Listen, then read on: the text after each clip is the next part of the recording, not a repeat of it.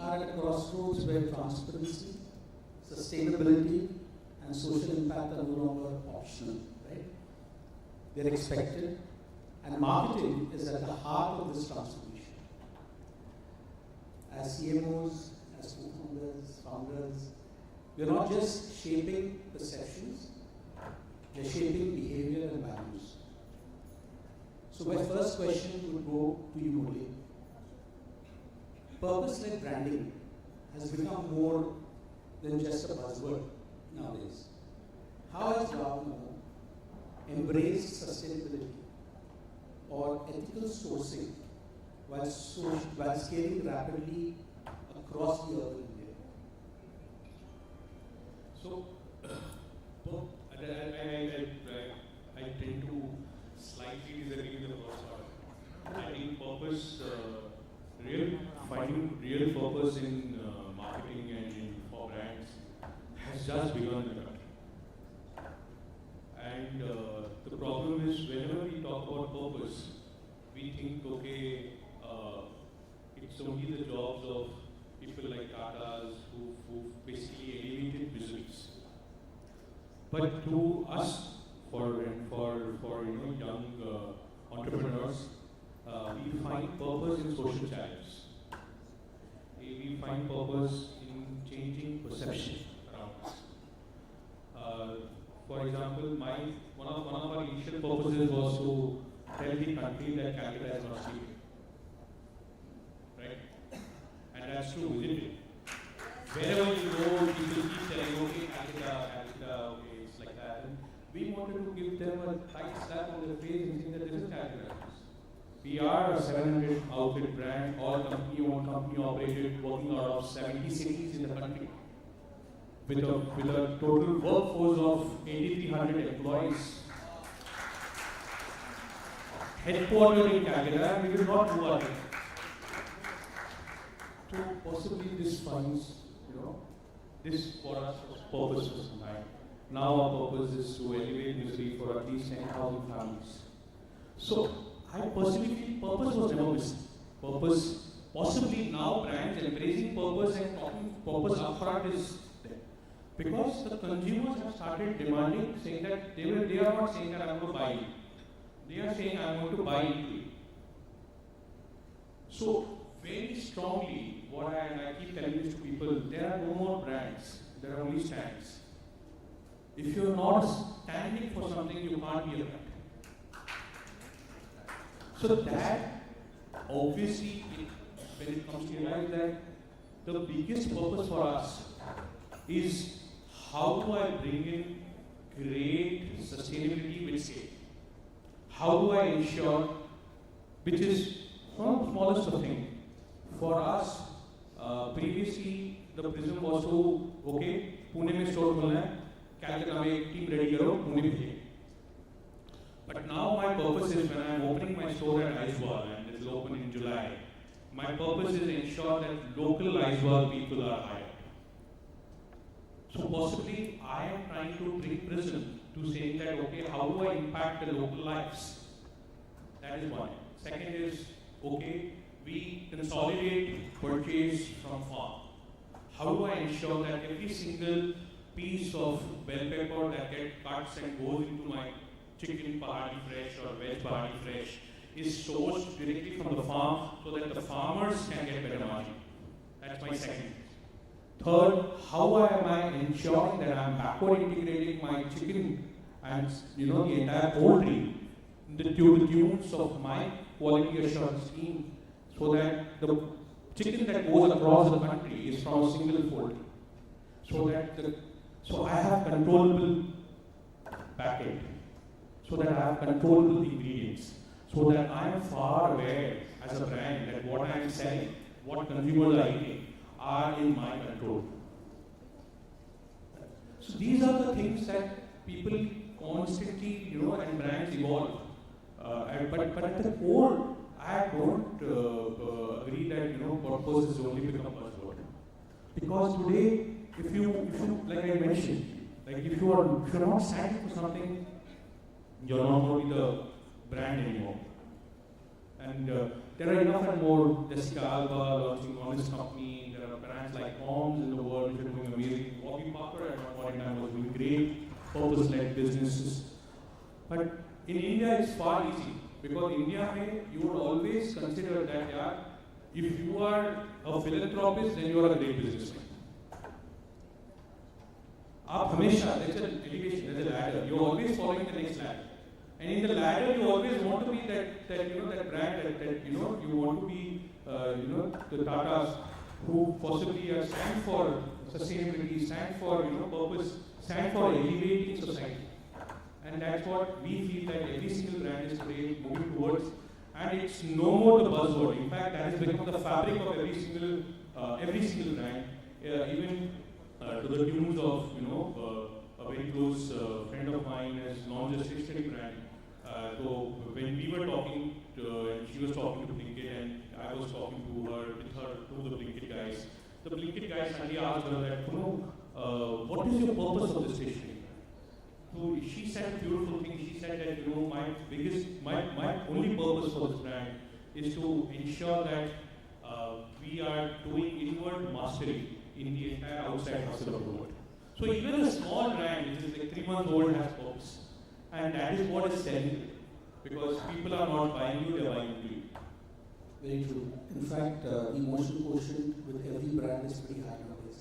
And it's no longer the thing of the past where we written B-school books, right? My next question to you is, consumers today are questioning everything from ingredients to brand ethos. How are companies adapting its brand narrative to meet this growing consciousness? First of all, thank you for having me here. I think very beautiful response here, Adgully. To your question, as you mentioned ethos, right? So let me start with that. So to me, ethos is the very core of a brand, right? It's a very soul of a brand. That is something that makes people go, hey, this is a brand for me, right? I will, like you said, I'll buy into this brand. For a marketer, and since we have a lot of marketers here, with varying level of experiences, how for a marketer it plays out is what we define as a brand's promise, right? Now, before I come to the consciousness part, just to give an example of what a brand promise can possibly be, right? So Domino's, for example, very famously said, 30 minutes, all my product is free, right? That's their promise. Indigo said on time, that's their promise. So everything you do, therefore, is very, very ruthlessly focused on that promise, and everything else sort of goes with it, or becomes less of a priority. Now, yes, you all would agree here that Indian consumers are becoming more and more conscious. There is a wave of, we are on the information highway with digital and Instagram influencers, and there is even vigilanteism, so to say, which has come up, right? People are suddenly talking about what's in the package that I'm eating, is it a clean label, what are the ingredients going into it, right? So I think just like there are many Indias, with everything that you described, there are many Indias that play out here as well. On the one side, there is an emergence of a niche consumer who is willing to pay a premium price and is aware, conscious, and demands to know what is going into whatever the product that he or she is consuming. To cater to them, there are again, one side there are industry brands or newer brands which are, let's say, something like a whole truth, where the whole premise of the brand emerges that whatever we're telling you is the whole truth of the product. And there are larger companies like, let's say, Britannia or 90, etc., which are working towards creating those more premium, more niche segments where you have a premium quality ingredient. Right? Having said that, there is still and there will continue to be a very, very large mass bulk segment, which where real India or the larger India is comprised of, where the demand still is to get a hygienic product first of all, right? Where the demand still is to get a 5 rupee product first of all, right? And for these masses, where again the large bulk of the companies like HUL or Britannia, or 90C exists and caters to is these.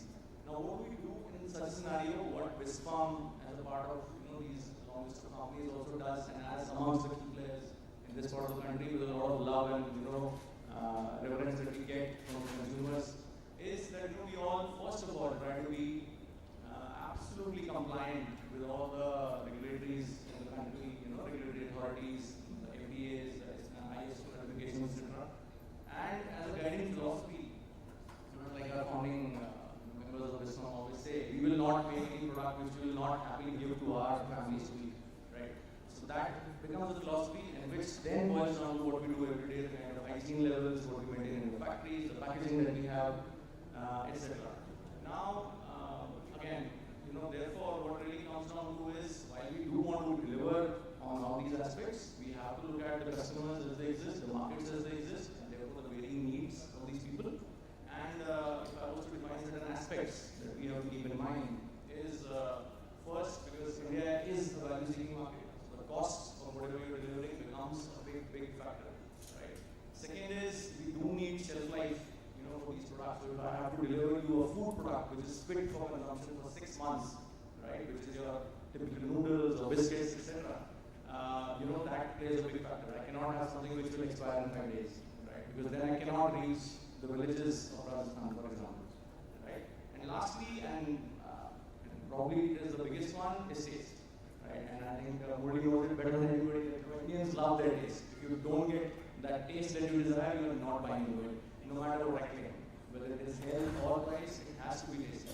So I think these therefore becomes guidelines for brands and companies like us in the food space, wherein we try to work every single day to cater to these consumers, whether the bulk or the mass segments or the more evolving niche ones.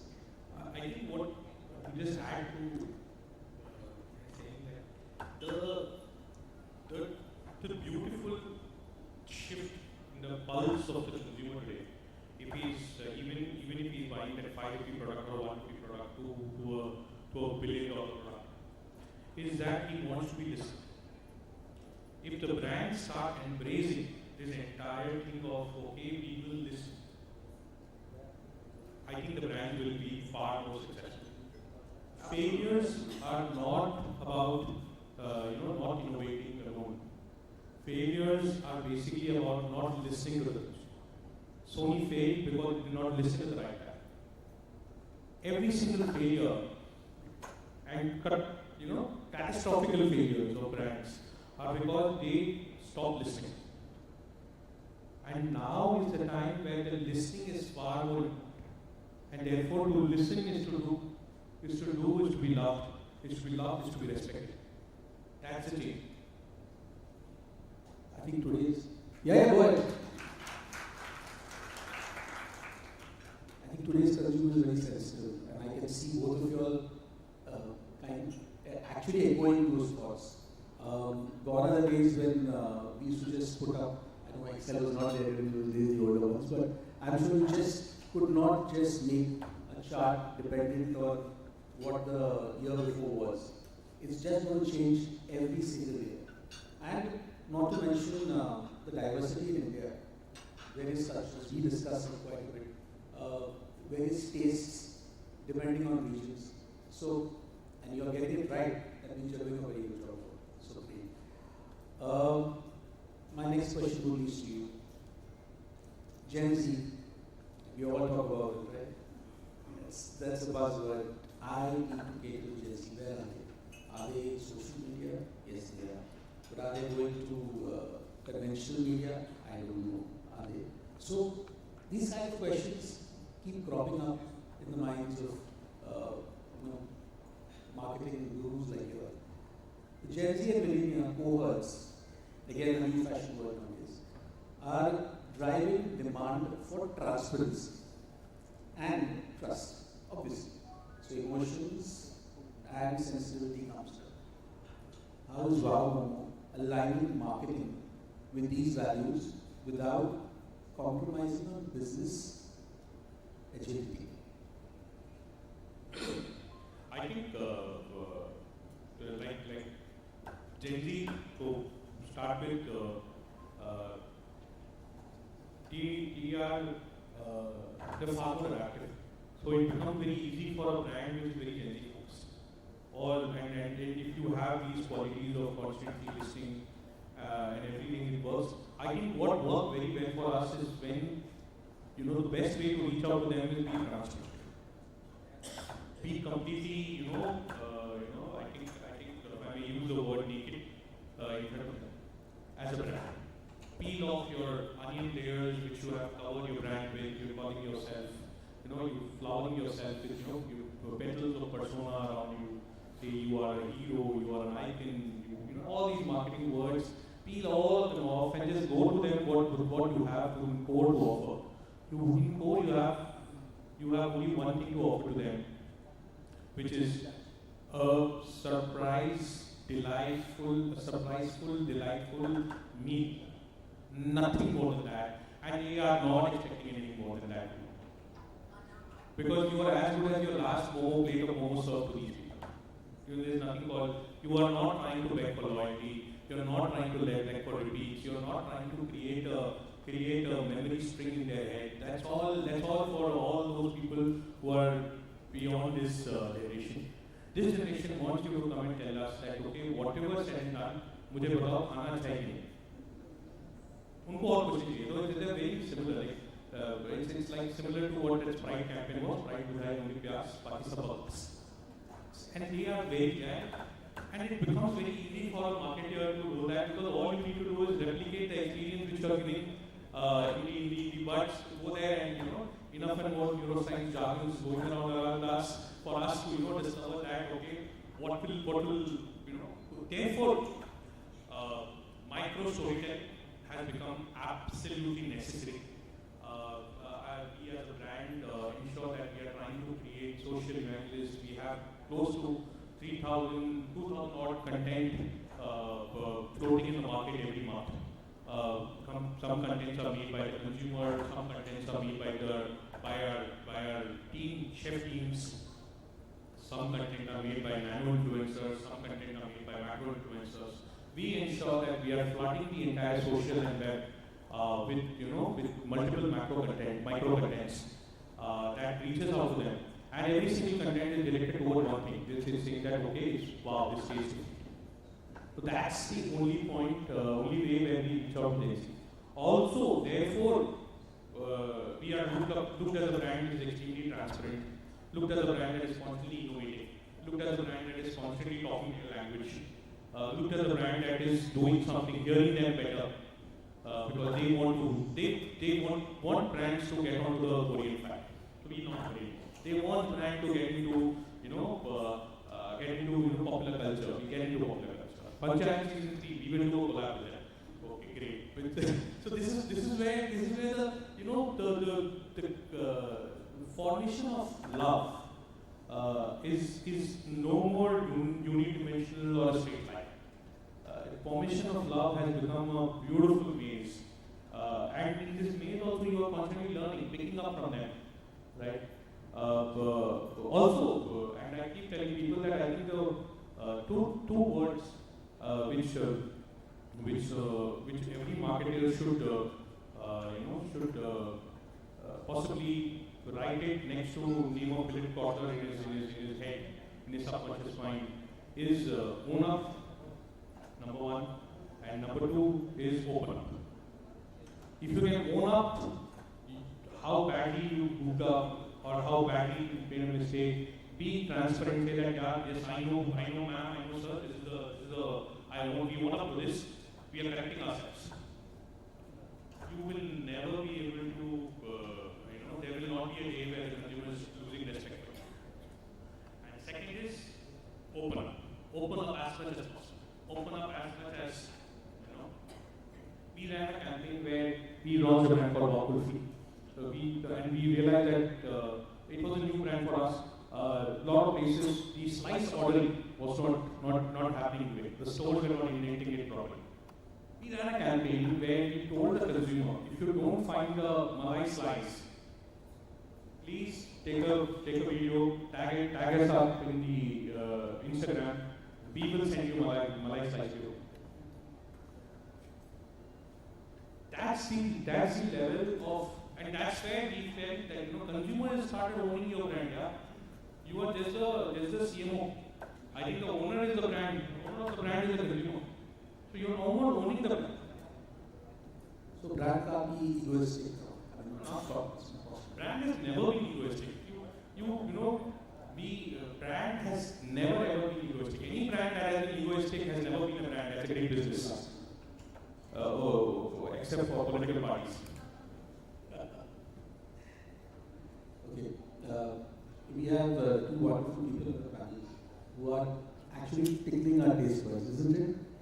So, I mean, we're talking about slice of kulfi, momo, we're talking about chai ke saath biscuits, and my next question to you over there. Consumers today are questioning everything, from ingredients to brand ethos again. Again, how are companies adopting its brand narrative to meet that goal consciously? So are you referring to the more conscious types of marketing being, Yes.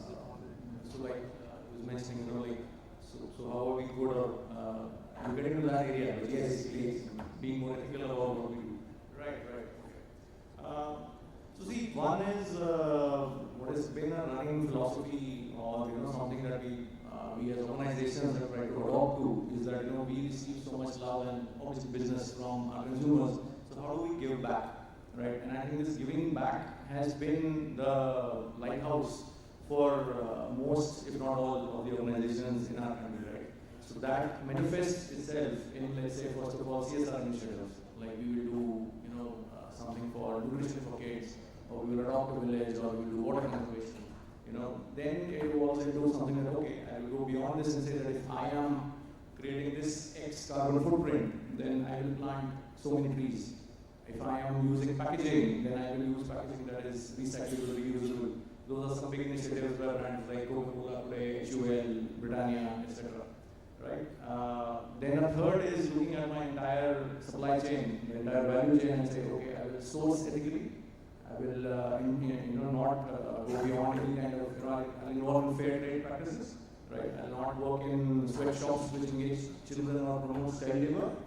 And when I'm marketing, I will, if I have a very tasty sugar-related option, I will also have a low sugar option. I will have a no sugar option. If I have again a tasty option which has maida in it, I will have a whole wheat option. Or a maida plus, let's say, multigrain option, right? So the one side is this. Now, to me, while this is a journey and you will find brands on varying degrees in this journey, right?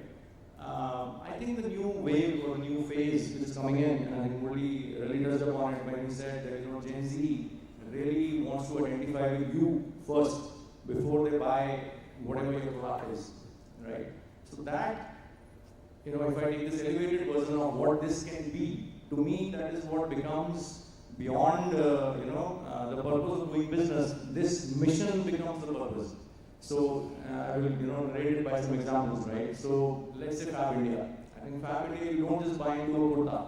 First of all, you buy into their idea of supporting local craftsmen, local, village communities who are weaving XYZ, traditional ethnic type of cloth, which then turns into this, even if it's a simple looking piece of kurta, but you wear it with pride because you participated in a movement of having done something good, right? So that is where the purpose comes in. I think that's where Gen Z, more than any other generation that we have seen as marketers, is leaning towards that more. That there are, again, a beautiful example that comes to my mind, it's not from India, but there's a brand called Tom's, it's tomorrow's shoes, right? What they say, this person, the founder, when he started the company, he said that, okay, there are so many kids in developing countries who don't have shoes to wear. And these kids go through so much in their life, and I want to, engage my consumers, and first of all, empathize with these people, right? So for every pair of tomorrow's shoes, Tom's shoes that you buy, one pair is donated to these kids in, let's say, African countries. Buy one, give one, right?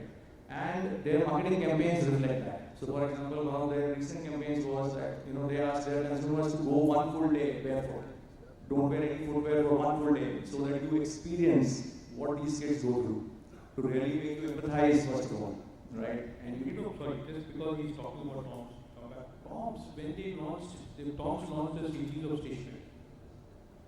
When Tom's launched stationery, their campaign was with every stationery, every notebook you buy from Tom's, we will be giving notebooks to the students, children in Africa who did not have books to read. So therefore, it is not about one marketing campaign. Tom's shoes, and I'm so passionate about it because, as an advertising guy, when we were kids, we read about these brands, how this guy went to the wilderness, jungles of Argentina, realized that there were people dying out of malaria, still not understanding the power of shoes. He got Argentinian real shoes called alpaca, got branded that and sold it for billions in New York high streets. Gave back, because that gave back to the folks, the tribes of Argentina, ensured that he's elevating those tribes of Argentina.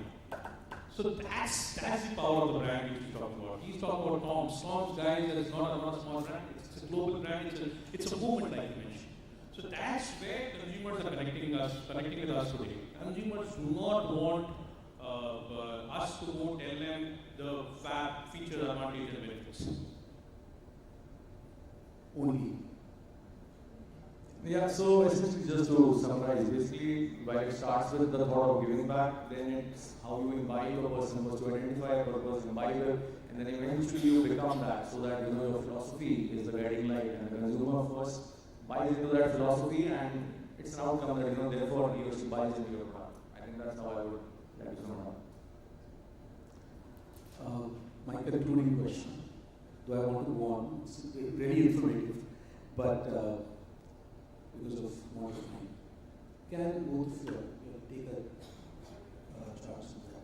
Can you share a recent campaign or product initiative that demonstrates how your brand commitment to ethical sustainability or responsible marketing has kind of taken that lead very far? This is the precursor to what you were talking about. One example from both of you, if you are going to help us.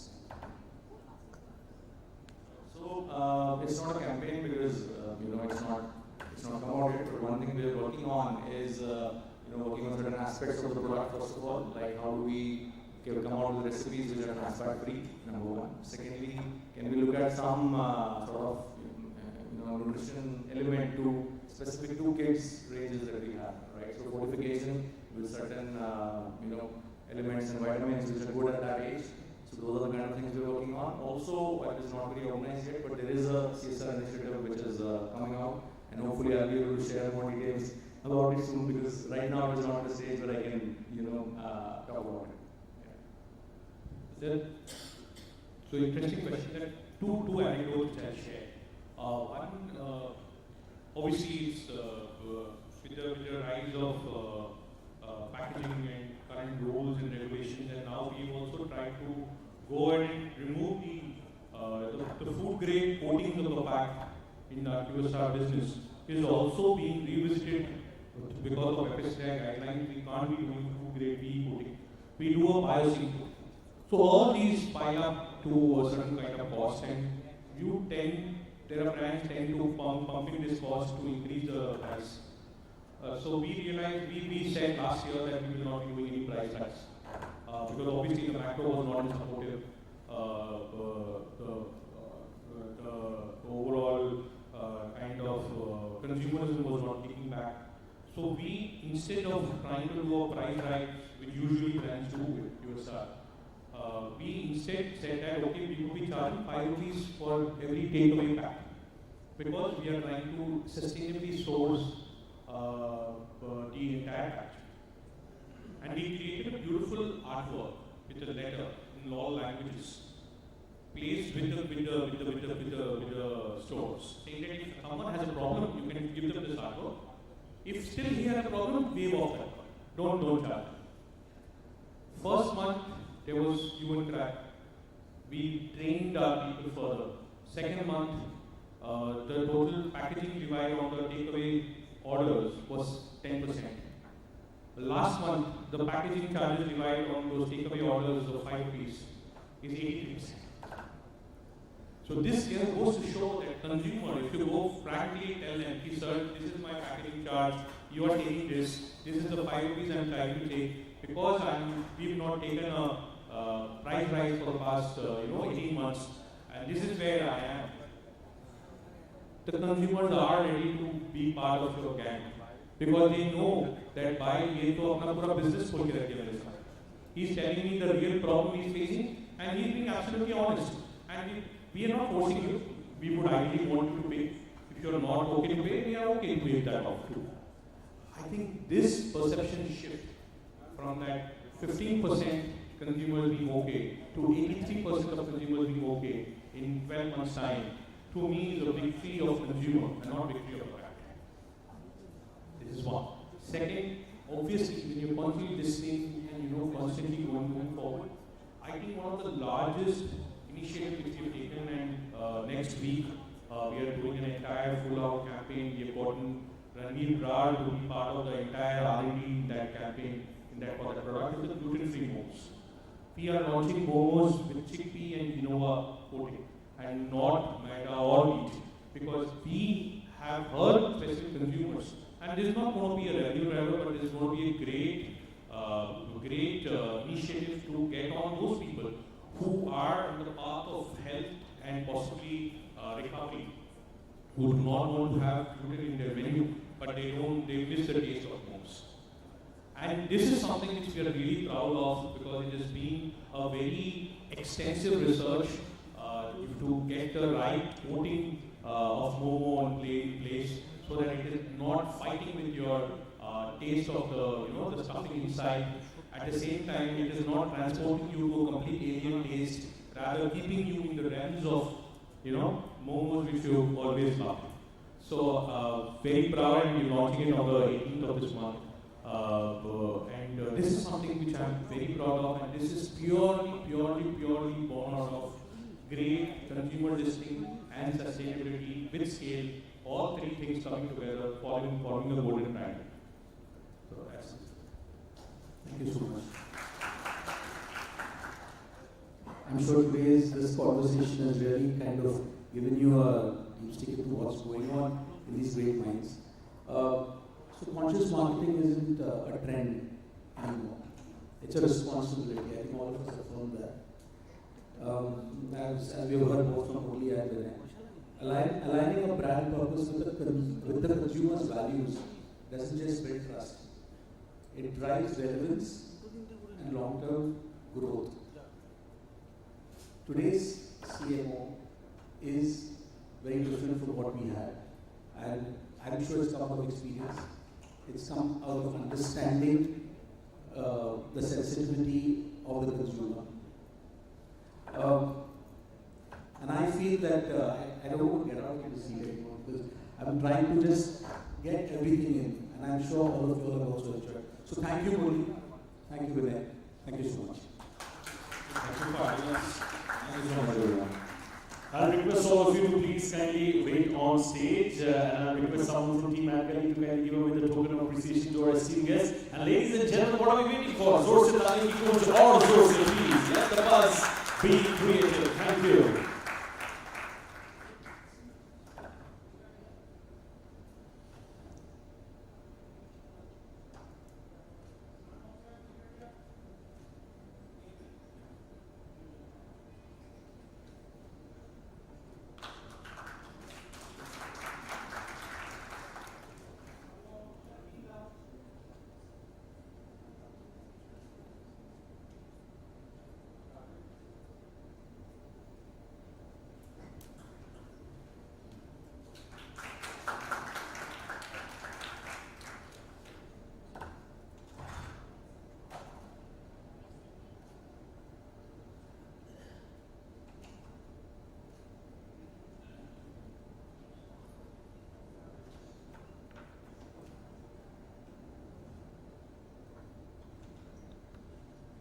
Do a nice group photo as well. Can I request all of you to come forward? I think ये थोड़ा photo bomb करेगा मुझे लगता है.